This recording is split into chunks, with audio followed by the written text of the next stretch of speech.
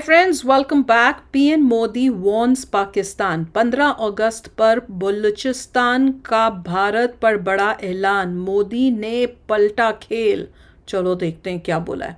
Video शुरू करते हैं। वीडियो शुरू करने से पहले अगर आप चैनल पर नए हो और आपने अभी तक सब्सक्राइब नहीं किया तो जल्दी से पहले सब्सक्राइब के बटन और बेल आइकन को क्लिक कर लो ताकि आपको हमारे सारे न्यू वीडियोस के नोटिफिकेशन मिल जाए जैसे हम अपलोड करें। अगर आपको वीडियो पसंद आता है प्लीज लाइक एंड शेयर। चलिए शुरू करते हैं।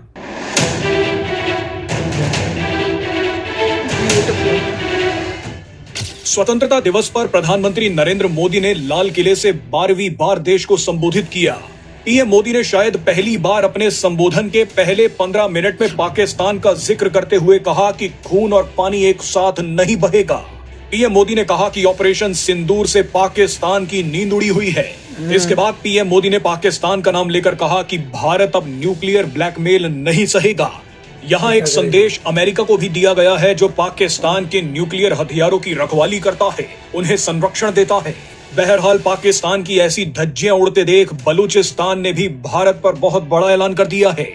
बलूचिस्तान के नेता मीर यार बलोच ने हिंदी में भारत के लिए बड़ा ऐलान किया है। क्या? सबसे पहले तो मीर यार बलोच ने कहा कि बलूचिस्तान और दुनिया भर के अलग अलग हिस्सों में बसे 6 करोड़ देशभक्त बलूची भारत के 1.4 अरब लोगों को स्वतंत्रता दिवस की बधाई देते हैं। मजे की बात देखिए कि 14 अगस्त यानी पाकिस्तान के स्वतंत्रता दिवस पर बलूचों ने पाकिस्तान के झंडों को अपने घरों में जलाया, पाकिस्तान को जी भरकर गालियां दी, लेकिन आज पूरा बलूचिस्तान भारत को बधाई दे रहा है। मीर यार बलूच ने कहा कि जिस तरह से भारत के साहसी लोगों ने अंग्रेजों के आगे झुकने से इनकार कर दिया था और आजादी के लिए अपने प्राणों की आहुति दे दी थी, उसी तरह अब बलूचिस्तान भी लड़ रहा है।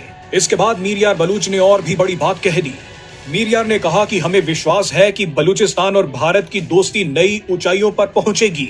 इसके बाद मीर यार बलूच ने कहा कि हम चाहते हैं कि भारत हमारी मदद करे, हम दोनों मिलकर पाकिस्तान जैसे देश की धज्जियां उड़ा सकें, पाकिस्तान द्वारा फैलाए जाने वाले आतंकवाद को मुंहतोड़ जवाब दे सकें। बलूचों ने कहा कि जिस तरह से भारत ने ऑपरेशन सिंदूर के दौरान दिखाया कि पाकिस्तान को कैसे मारा जाता है, हम भी पाकिस्तान को ऐसे ही मारेंगे। भारत ने जिस तरह से ऑपरेशन सिंदूर के दौरान प्रहार किया, उसकी वजह से पाकिस्तानी सेना और उसके आतंकवादियों की चीखें आज भी आसमान में गूंजती हैं। अब आप ही देखिए कि भारत के स्वतंत्रता दिवस पर बलूचों ने क्या कहा है। बहरहाल आपने शायद ध्यान ना दिया हो, लेकिन पीएम मोदी ने पाकिस्तान की धज्जियां उड़ाते हुए एक और बयान दिया था। पीएम मोदी ने बड़ा ऐलान करते हुए कहा कि भारत अब क्रिटिकल मिनरल्स और तेल के नए भंडार ढूंढने में लग गया है। क्रिटिकल मिनरल्स और तेल वो खजाना है जो बलूचिस्तान में बड़ी मात्रा में है और जिसे लूटने के लिए पाकिस्तान, चीन और अमेरिका पागल हैं। पीएम मोदी ने कहा कि हम समुद्र के भीतर के तेल भंडारों को खोजने के लिए एक्शन मोड में काम करने वाले हैं। भारत एक डीप वाटर एक्सप्लोरेशन मिशन शुरू करने जा रहा है। पीएम मोदी ने कहा कि हम क्रिटिकल मिनरल्स के भंडार भी खोज रहे हैं। आपको बता दें कि दुनिया आज क्रिटिकल मिनरल्स के लिए पागल है। क्रिटिकल मिनरल्स का इस्तेमाल क्लीन एनर्जी, डिफेंस के क्षेत्र, electric vehicle, solar panels, wind turbines, electronics और टेलीकम्युनिकेशन जैसे क्षेत्रों में होता है। क्रिटिकल मिनरल्स पर पीएम मोदी ने क्या कहा वो अब आप सुन लीजिए। एनर्जी का सेक्टर हो, इंडस्ट्री का सेक्टर हो, रक्षा क्षेत्र हो, टेक्नोलॉजी के हर क्षेत्र हो, आज क्रिटिकल मिनरल्स की टेक्नोलॉजी के अंदर बहुत जरूरी होंगे, बहुत अहम भूमिका है। Like what? और इसलिए नेशनल क्रिटिकल मिशन हमने लॉन्च किया है। 1200 से अधिक स्थानों पर खोज का अभियान चल रहा है और हम क्रिटिकल मिनरल में भी आत्मनिर्भर बनने की दिशा में आगे बढ़ रहे हैं। क्रिटिकल मिनरल्स के एग्जांपल्स लिख के भेजना कि कौन से critical minerals and how they are different from rare earth minerals. ठीक है। एनीवे, मोदी जी ने बहुत अच्छी बात की है कि तेल भी खोज रहे हैं क्योंकि ये सारा लफड़ा ही तेल की वजह से हो रहा है।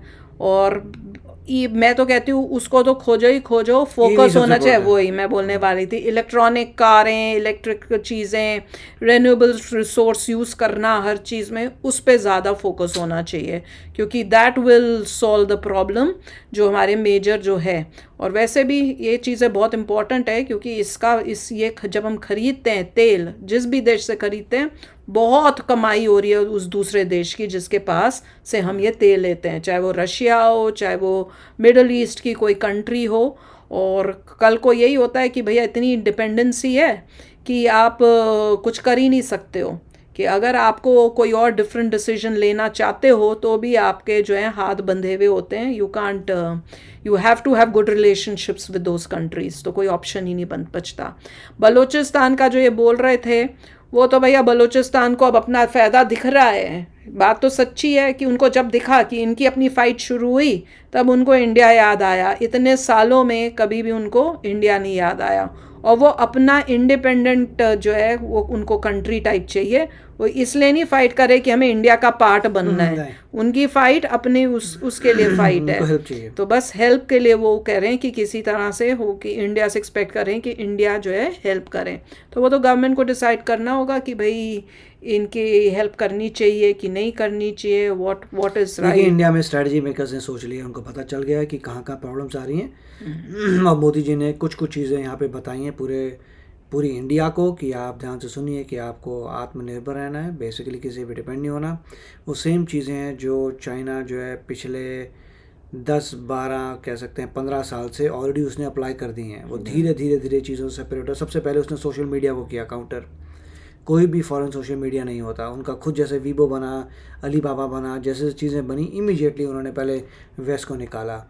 सोशल मीडिया बंद करने के बाद फिर धीरे धीरे हर चीज़ वहाँ स्वदेशी आ गई. अब तो कंप्यूटर्स भी स्वदेशी, ऑपरेटिंग सिस्टम भी, एवरीथिंग इज स्वदेशी.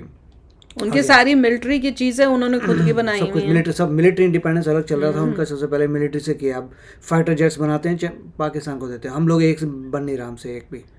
राइट. तो सबसे पहले ये मोदी जी ने बहुत अच्छा किया है कि सबको बता दिया कि कहाँ फोकस करना है और लोगों को इसी तरीके से आगे बढ़ना है कि देखना है कि खुद आप प्रोड्यूस करें, खुद करें. अब ये देखना पड़ेगा कि डिफेंस में एक्चुअली R&D में कितना बजट बढ़ता है, वो देखना ज़रूरी है. दूसरा, हमें वो पिछले स्पीच में समझ नहीं आया था कि क्या योजना थी जिसमें अगर कोई किसी की जॉब नहीं दिए पैसा मिलेगा. दैट आई डोंट पता नहीं सबको 15,000 रुपया मिलेगा पहली कुछ होने के बाद.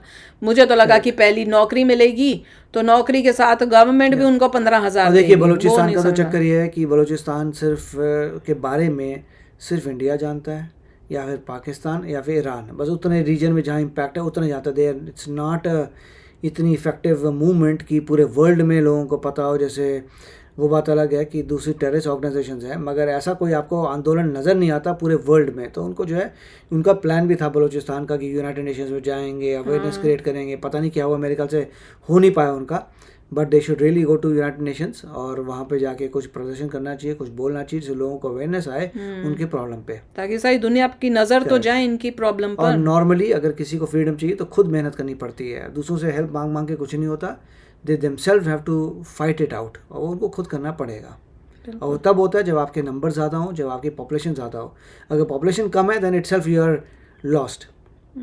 कोई भी कम्युनिटी अगर मांगती है मेरे को अपना देश चाहिए, वो पहले अपनी पॉपुलेशन देखती है कि इतनी सारी पॉपुलेशन है, हमें अलग होना है. अब पॉपुलेशन ही ज़रा सी हो तो क्या अलग होगे, क्या करोगे. तो दैट इज़ अनदर थिंग. बिल्कुल.